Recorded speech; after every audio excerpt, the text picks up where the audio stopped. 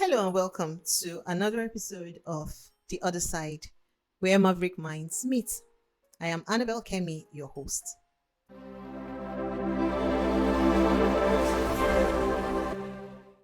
Today on the show, I am going to be in a very sober mood because I'll be talking about navigating grief and coping with loss effectively.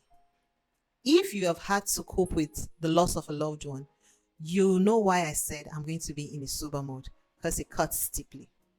The loss of a loved one is an inevitable part of human experience. It is a journey marked by profound grief and sorrow. I can attest to this because I experienced many painful losses in my life, ranging from my mother, my brother David, my son Brian, my friend Kemi, and not so long ago, my stepdad, Pastor Aluko. Coping with such losses requires a multifaceted approach, hence the need to draw on medical, psychological, and spiritual perspectives to navigate the complex terrain of grief. To this end, today's episode of this podcast will explore proven suggestions to help individuals cope with loss of a loved one. It will integrate insights from medical science, insights from psychology, and biblical wisdom to guide the path toward a life that is happy and fulfilled even after experiencing profound loss. Some of these insights have been extremely useful to me, and I do hope that they also help heal your broken hearts today. First, let's consider the medical perspective. Understanding the biological aspects of grief can provide valuable coping strategies. From a medical standpoint, grief is recognized as a natural response to loss that affects not only your emotional well-being but also your physical health. When I lost my son Brian, it affected me physically so much so that I could barely speak. I lost my voice. I started falling sick just arbitrarily. And mentally, I lost my zeal to just live life. Life felt very empty for me. And medically, it has been proven that this happens when you lose someone really dear to you. So here are some medical suggestions to deal with grief. The first thing is to acknowledge and express emotions. Medical experts emphasize the importance of acknowledging and expressing emotions associated with your grief. Suppressing emotions can have adverse effects on physical health. And this could potentially lead to conditions like chronic stress, which is linked to various health issues. Unfortunately, men suffer this a lot because they are encouraged to suppress their emotions. In this part of the world, men are told not to cry when they lose a loved one. This is counterintuitive. It is wrong and it should be stopped. Allow people express their emotions when they lose loved ones. Next thing medical experts have suggested that you do is to prioritize self-care. Grieving individuals often neglect self-care. Some don't even shower for as long as possible and it leads to compromised physical health. Prioritizing adequate sleep, your nutrition, your food, and regular exercise can support the body's resilience during the grieving process. So do not let yourself go. The person you lost doesn't want you to lose yourself. So do it for them. Take care of yourself. So the next point is to seek professional support. Medical professionals, including therapists and counselors, provide valuable support. Grief counseling or grief therapy can help you process your emotions and develop coping mechanisms. It prevents prolonged negative impacts on your mental health and your physical health. Now, a look at the psychological perspective of coping with grief. Grief has profound psychological implications. If you ask me, I think it has more effects on you psychologically than physically or otherwise. It influences your thoughts, your behaviors, and your overall mental well-being profoundly too. I remember how the loss of my son almost cost me my mind. To prevent going down the dark rabbit hole of depression, psychology provides useful coping mechanisms for navigating emotional complexities of loss. The first suggestion is to understand the grieving process. Recognizing that grief is a process with no fixed timeline is crucial. People may experience various emotions at different stages, Allowing yourself the time and the space to grieve is an essential psychological aspect of coping. Do not mask your grief with activity or trying to numb the pain with things like alcohol, like I did, and permit yourself to grieve without feeling guilty about it. Also, you need to build a support system. Surround yourself with supportive network of friends, family, or a grief support group. Share experiences and emotions with others who have faced similar losses. This can foster a sense of connection and understanding. So, talk to someone today. Someone actually does understand how you feel. Also, you need to create meaningful rituals. Developing meaningful rituals or memorial activities can provide a sense of closure and help you to honor the memory of your loved ones.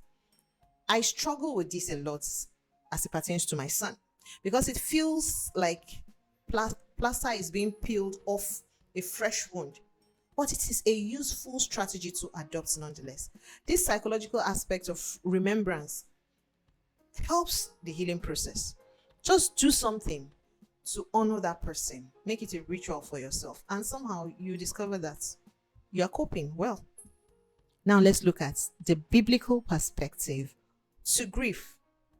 Finding solace in your faith and embracing biblical perspectives can be a source of comfort during time of grief, especially for Christians like me. On the flip side, whatever religion you belong to, you should try to find solace in your holy book or whatever principles guide you.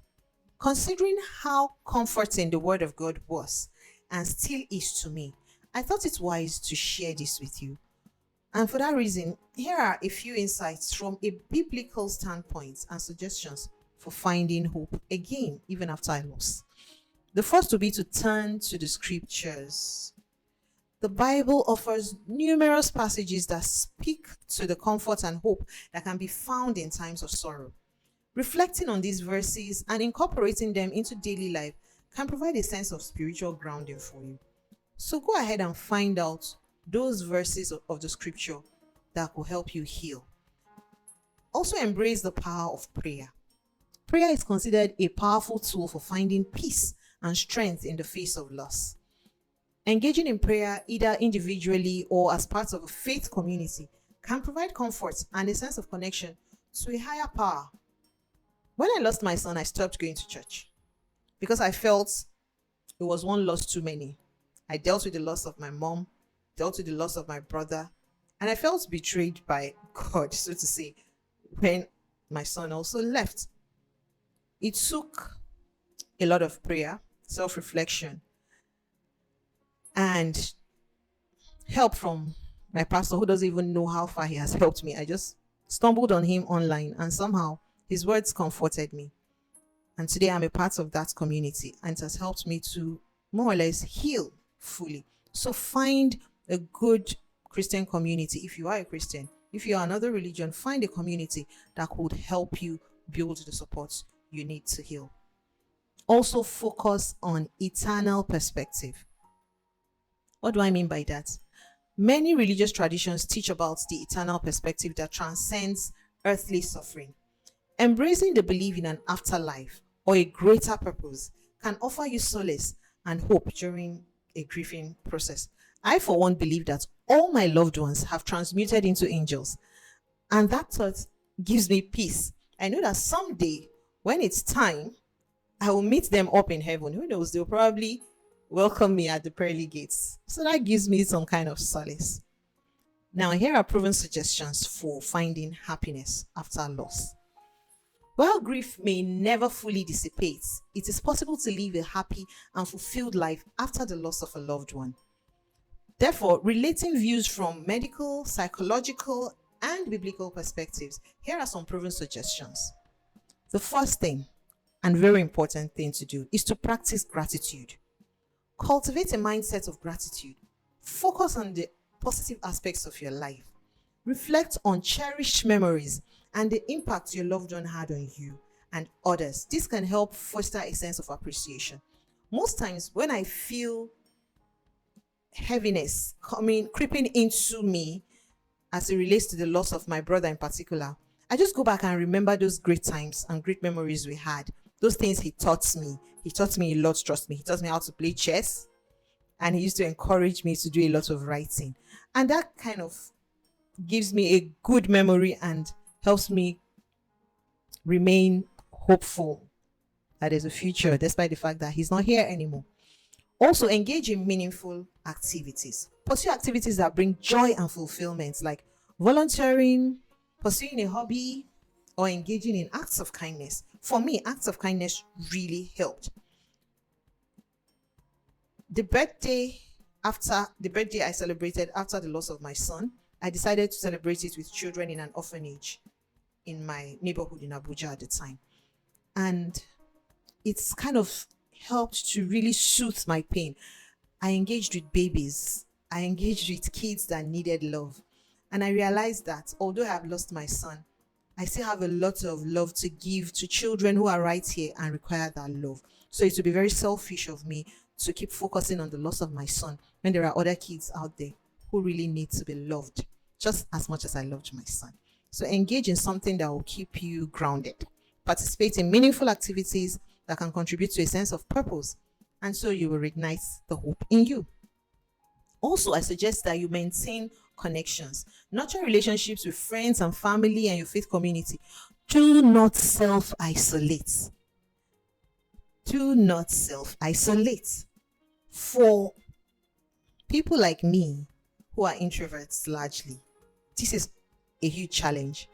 The more you self-isolate, the more you relieve the memory of that loss. So try and relate with people that love you, relate with friends, engage with friends, establish and maintain strong connections, provide a support system for yourself, and this will help combat feelings of loneliness whenever they come.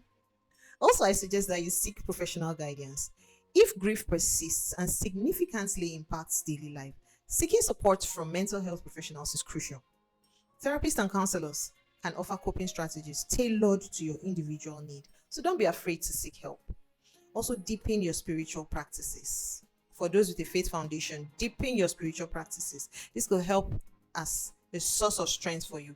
Engage in prayer, attend religious services, connect with your spiritual community. This will provide comfort and guidance. Do not grieve alone. And so, guys, that's where I'm going to anchor today's talk. But let me first remind you that coping with the loss of a loved one is a deeply personal and challenging journey. Integrating insights from medical, psychological, and biblical perspectives offers a holistic approach to navigating the complexities of grief. And that is why I decided to do that on this episode. By acknowledging your emotions, seeking support, and embracing spiritual perspectives, you can find solace and over time move towards a life that is not defined by your loss, but enriched by the enduring impact of cherished memories. Remember, healing is a gradual process, and each person's journey is unique. There's no right or wrong way to grieve. Stay strong. You are not alone. Thank you for listening to this episode of The Other Side with me. I'm truly grateful that you took out time to listen to this, and I hope that this resonates to someone who is currently grieving the loss of a loved one. I hope it helps you find peace, and I hope it helps you understand that you will always heal. It is not the end of the world. Please do not grieve alone. I love you. Thank you.